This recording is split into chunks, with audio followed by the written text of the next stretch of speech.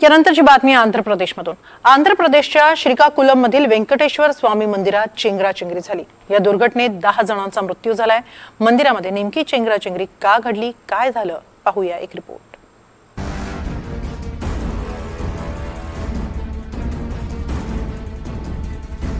ही दुर्घटना आंध्र प्रदेशच्या वेंकटेश्वर स्वामी मंदिरातली।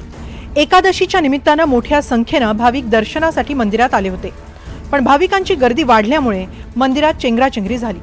वेंकटेश्वर मंदिराच्या या चेंगराचेंगरीत 8 महिला आणि 2 लहान मुलांनी जीव गमावलाय।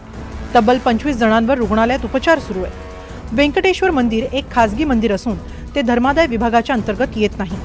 12 एकर क्षेत्रात 20 कोटी रुपये खर्च करून हे मंदिर उभारण्यात आले। हरिमुकुंद पाडा हे या मंदिराचे मालक आणि प्रशासक आहेत। मंदिरात प्रवेश करण्यासाठी एकच मार्ग आहे। या मार्गावर रॅलिंग कोसळल्यामुळे ही दुर्घटना घडली आहे। या मंदिराचं बांधकाम अजूनही सुरूच आहे आणि बांधकाम फारच कमकुवत असल्याचंही निदर्शनास आलंय।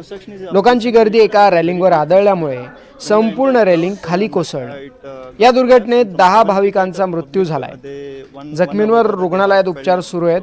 दुर्घटनेसाठी जबाबदार लोकांविरोधात आता गुन्ह्याची नोंद करण्यात येते। वेंकटेश्वर स्वामींची मूर्ती मंदिराच्या पहिल्या मजल्यावर स्थापन करण्यात आली आहे। मंदिरात प्रवेशासाठी आणि बाहेर निघण्यासाठी एकच रस्ता आहे।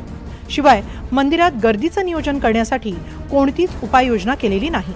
दर शनिवारी या मंदिरात 1.5 ते 2 हजार भाविक दर्शनासाठी येतात, पण एकादशीच्या निमित्ताने 10,000च्या आसपास भाविक आले। एकाच वेळी मंदिराच्या पायऱ्यांवर भाविकांचा लोंढा वाढल्यामुळे चेंगराचेंगरी झाली।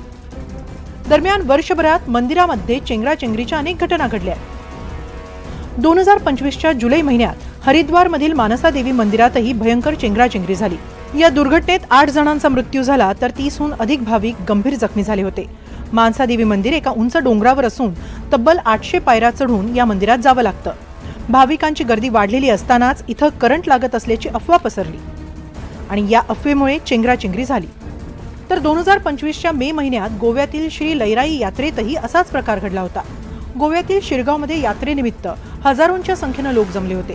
यावेळी एका दुकानासमोरील विजेच्या तारेतून काही जणांना करंट लागला। करंट लागल्यामुळे लोकांमध्ये भीतीचं वातावरण निर्माण झालं। या चेंगराचेंगरीत 7 जणांचा मृत्यू झाला आणि 50हून अधिक जण जखमी झाले होते। तर जानेवारी महिन्यात आंध्र प्रदेशच्या तिरुपती बालाजी मंदिरातही चेंगराचेंगरी झाली। मंदिराच्या वैकुंठद्वार इथं तिकीट काउंटरजवळ 4000हून अधिक भाविक जमले होते। या दुर्घटनेत 6 जणांचा मृत्यू झाला आणि 40 जण जखमी झाले होते।